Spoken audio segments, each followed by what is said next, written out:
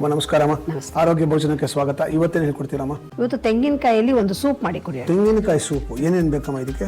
ಕಾಯಿ ತುರಿ, ಸ್ವಲ್ಪ ಒಂದು ಚಮಚದಷ್ಟು ಗಸಗಸೆನ ನೆನೆಸಿಟ್ಕೊಂಡಿರುವಂಥದ್ದು, ಸ್ವಲ್ಪ ಬೆಣ್ಣೆ, ಮತ್ತೆ ಕಾಳು ಮೆಣಸಿನ ಪುಡಿ, ಉಪ್ಪು, ಒಂದು ಅರ್ಧ ಚಮಚ ಸಕ್ಕರೆ, ಒಂದು ಸ್ವಲ್ಪ ಕೊತ್ತಂಬರಿ ಸೊಪ್ಪು. ಇದು ಯಾವ ರೀತಿ ಹೆಲ್ಪ್ ಆಗುತ್ತೆ ಅದು ನೀವು ಹೇಳಿಮ್ಮ. ನಾವು ಇದಕ್ಕೇನು ಉಪಯೋಗ ಮಾಡ್ತಾ ಇಲ್ಲ.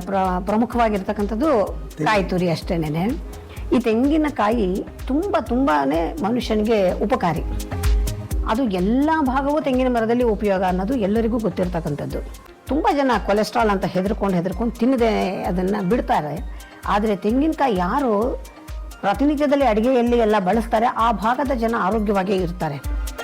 ಅದರಿಂದ ಕಾಯಿಯನ್ನು ನಾವು ಬಳಸಬೇಕು. ಅದರಲ್ಲೂ ಹಸಿ ಕಾಯಿ ಬಳಕೆ ಮಾಡೋದು ತುಂಬಾ ಲಾಭ. ಹಾಗಾಗಿ ಕಾಯಿಯನ್ನು ಬಳಕೆ ಮಾಡಬೇಕು ಅನ್ನೋದನ್ನು ಹೇಳೋದಕ್ಕೋಸ್ಕರ ಮಾತ್ರನೇ ಇವತ್ತು ನಾವು ಈ ಸೂಪನ್ನು ಮಾಡ್ತಾ ಇದ್ದೀವಿ. ನೋಡಿ ನಿಮ್ಮ ಸ್ಟಾರ್ ಸುವರ್ಣ ಹಾಗೂ ಜಿಯೋ ಹಾಟ್ ಸ್ಟಾರ್ ನಲ್ಲಿ ಮಾತ್ರ.